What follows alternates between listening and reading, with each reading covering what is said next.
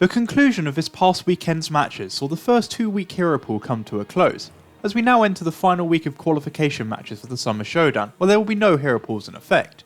As such, I thought today would be the perfect time to update my Overwatch League Power Rankings from after the May Melee, now that we've seen all the teams play at least twice over the last couple of weeks.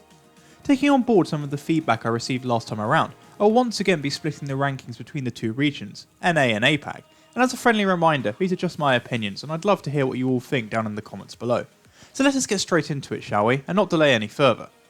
I want to start with the North American region, where I've made some changes throughout the ranking. I think it's smart if I start from the top, where I've obviously kept the San Francisco Shock at 1. This should really come as no surprise after two dominant performances over the weekend, first against Paris and then Washington, in which the Shock showcased a golfing quality between their squad and their opponents. Ultimately, they haven't missed a beat since their May Melee triumph, and until they lose to another top side, I don't think anyone can really disagree with their placement at the top here. At 2 though, I've gone with the Philadelphia Fusion, ahead of the LA Valiant at 3 and the Florida Mayhem who come in at number 4. Now this is a decision that I imagine some of you will disagree with, but in the end I think it comes down to how you put together your own power rankings. If this was just a power ranking of the past 2 weeks of play on their own, then I think you'd have to place Philly behind the Valiant and Mayhem, given how good both of these sides have looked within this meta. After giving it some thought however, considering that I'm not doing this, and instead I'm also factoring in how these teams will transition into a non-hero pool meta, I think the Fusion have a strong case for this positioning. It's not as if Philadelphia have looked bad during these past 2 weeks, in fact it's been the opposite. They've bounced back really well after their poor May Melee display, with 2 impressive 3-0 victories against Houston and Boston, 2 teams that many would argue have been some of the most improved sides of late. I also think that even if they haven't been too tested so far this season, we must acknowledge that they've only lost 1 regular season series, and over the past 2 weeks it appears that this team is starting to figure out what its strongest starting 6 is, which I think could prove decisive should they get a rematch against Florida or come up against the Valiant at the Summer Showdown. Next weekend they even get a chance to take on San Francisco in what could be the match of the week, so I think it's fair to just edge from above the others here at the moment, even if they are all very close together. Of course I want to take nothing away from both the Valiant and Mayhem, who have been electric the past 2 weeks after their great May Melee performances. The Valiant have continued to shatter expectations this season, and a large part of this incredible run of form has been orchestrated by their DPS duo of Shaxx and KSP. This pair was already starting to make waves in the run up to the May Melee, but during these past 2 weeks, the Tracer Widow meta has just seen them ascend to another level. Credit must be handed out to both of these players as well as the rest of their team, but you have to say that Shaxx has been an incredible standout, especially during their victorious series over Florida. I think a lot of people thought that Decay's Widowmaker display over Houston at the time was the best individual effort we'd seen so far this season, but personally, Shaxx's latest Tracer display now must take the cake. The man just couldn't be stopped, even when the Mayhem's tank and support lines arguably were getting the better of their Valiant counterparts. The pressure he put on his opponents, both with a crazy number of kills, as well as consistently high value pulse bombs, was extraordinary, and if he can continue this level of play moving forward, he could really cause even the best teams like the Shock a world of damage. If I had to take a pause though and explain why therefore they aren't above Philly right now, it's because I think a lack of a hero pool heading into the Summer Showdown will slightly lower their overall level of play. With Echo likely returning, ending what appears to be their strongest pairing of Tracer Widow, I think this DPS duo may have a reduced level of impact. And when I pair that with my belief that the 3 teams around them have stronger tank and support lines, this is the reason why I hold off putting them second for now. As for the Mayhem, despite losing last weekend to the Valiant, which is why they come in at 4th, I'm not at all feeling negative about them or their current positioning. In fact, conversely to the Valiant, I believe they could actually get better with the return of heroes like Echo and Brigitte. The lack of a hero pool on paper helps their weakest link Chris return to his comfort on Brig, which in turn should assist Gargoyle and Gangnam Jim, who have been playing lights out of late, whilst their DPS duo has consistently been performing well. Honestly, it wouldn't surprise me at all to see Florida repeat their success of the May Melee, with similar displays during the Summer Showdown, that could even see them overcome both Philly and the Valiant. But right now, perhaps unfairly, I'm penalising them for their narrow defeat and placing them last out of a really strong top 4. At 5 I've put the Paris Eternal, who are in a kind of a weird spot compared to the rest of the teams competing in their North American region. The introduction of Sparkle into the lineup has proved to be both a blessing and a curse for the Eternal, who despite now being a must-watch team with a very entertaining playstyle, seemingly have dropped off a little bit in overall quality, with their unique preference to run dive instead of double shield being heavily exploited by top teams, as shown by the Shock last weekend. Their 2 matches since the May Melee have been far from convincing, but it's still early days for this new look lineup, so I'm willing to give them a pass. Right now they clearly can't be compared to the top 4 sides above them, but equally they appear still stronger than most of the sides below them. Personally, I'd like to see Paris simplify strategies on certain maps, being prepared to swap out Sparkle when they want to play a more consistent double shield setup, as I think this will see them get the best of both worlds and not risk them dropping to a lower level than they have been impressively playing at so far this season. After the Eternal, however, this is where things become tricky when putting together my NA power ranking, both in terms of placements and analysis. The easiest team to place of those remaining was Washington, who I've put in last at 13, who honestly look like they've given up on the 2020 season at this point. They're just a mess that seemingly gets worse week on week. Their closest map over the past 2 weeks was against a Shock side that tried to run Super on Sigma as well as Bull. That should tell you everything you need to know.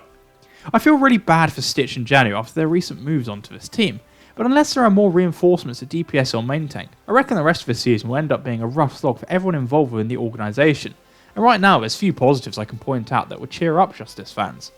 But what about the remaining 7 teams? For me, ranking them was a very difficult task, as it feels like a hot mess. Vancouver picked up their first win with their new roster, a convincing 3-0 over the Dallas Fuel, but this was a Fuel side without their best player Decay. I've moved the Titans off the bottom spot, but I couldn't validate moving them up any further until they produce another winning result, and their upcoming series against Boston could prove to be an excellent opportunity for them to further evidence their growth and improvement, especially if Shockwave and KSAA continue to play at a level they've shown so far. Dallas though are a conundrum. Without Decay, they've just looked abysmal. Part of that was down to them running a rookie, only got in a new lineup, but it also exposed how dependent this team is on Decay popping off, with many of the players playing really poorly when the pressure was put on their shoulders. I assume he's going to return after his break, but even if they look a lot better, I can't begin to think about placing them up as high as Paris are, which is where I had them before.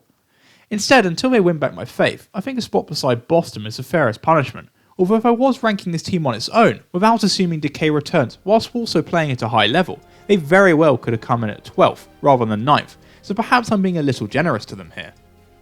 Dallas are by no means the only question mark though.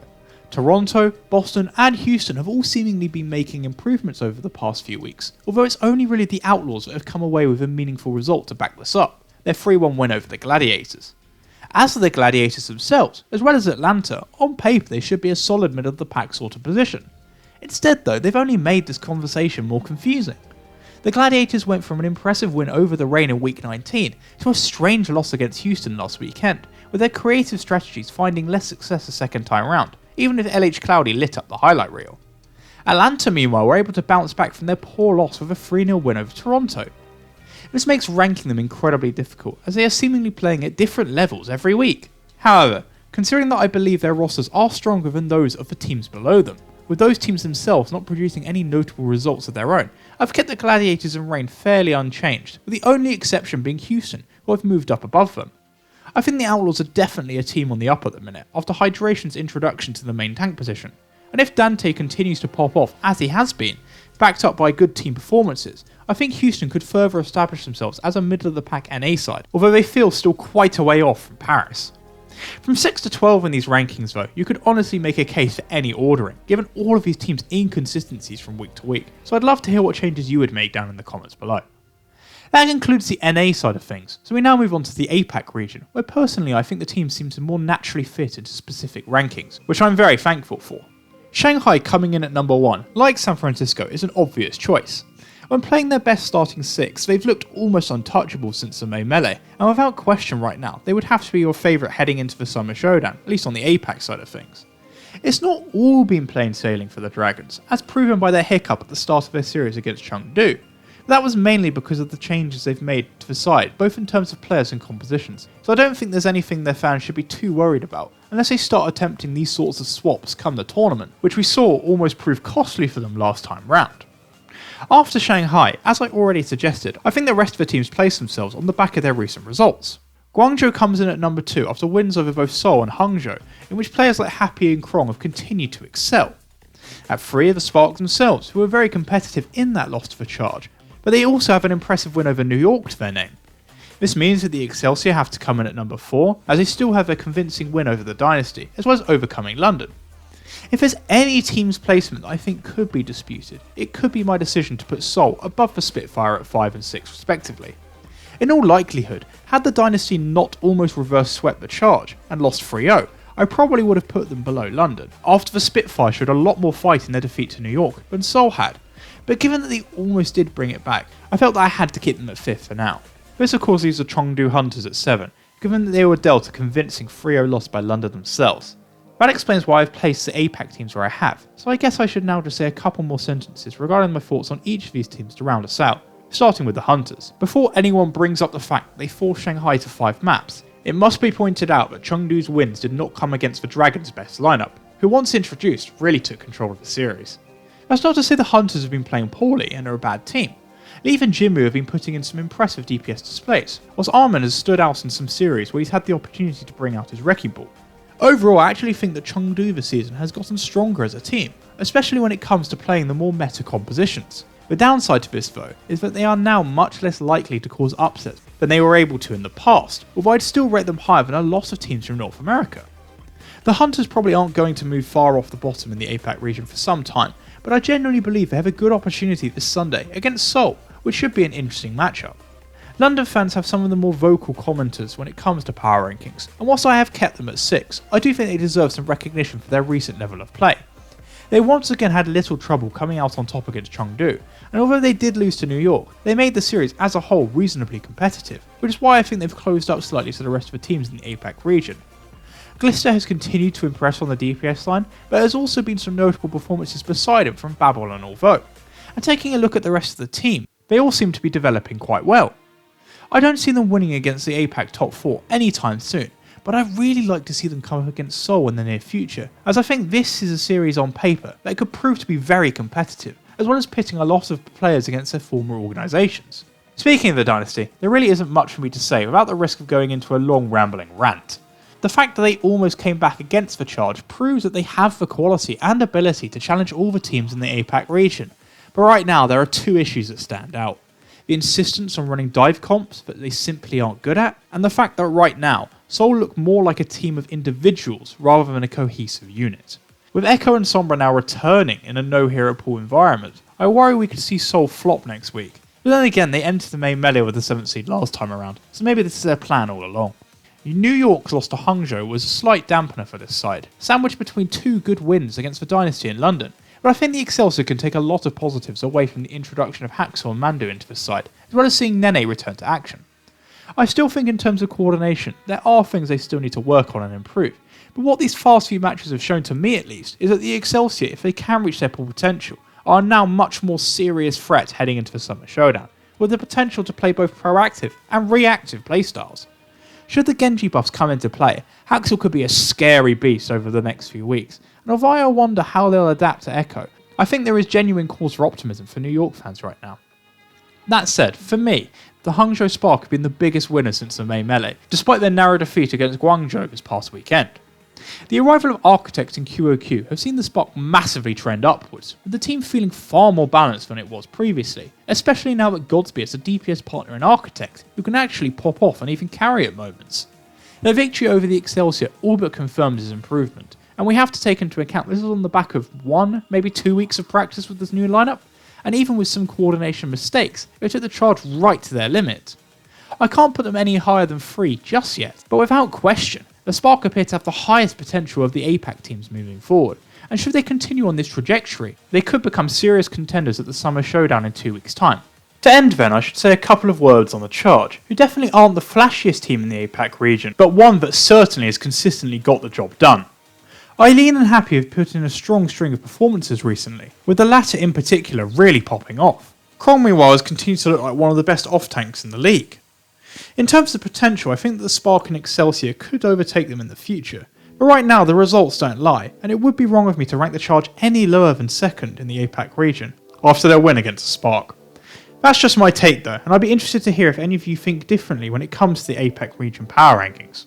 For now though, that's all I've got to say on my power rankings, so if you have reached the end of the video then I'd like to thank you for watching. I'm hoping to be back with a couple of videos ahead of next week's matches, so if you enjoyed please be sure to like, subscribe or follow me on my Twitter at my Discord. However, until next time, I hope you enjoy the rest of your day.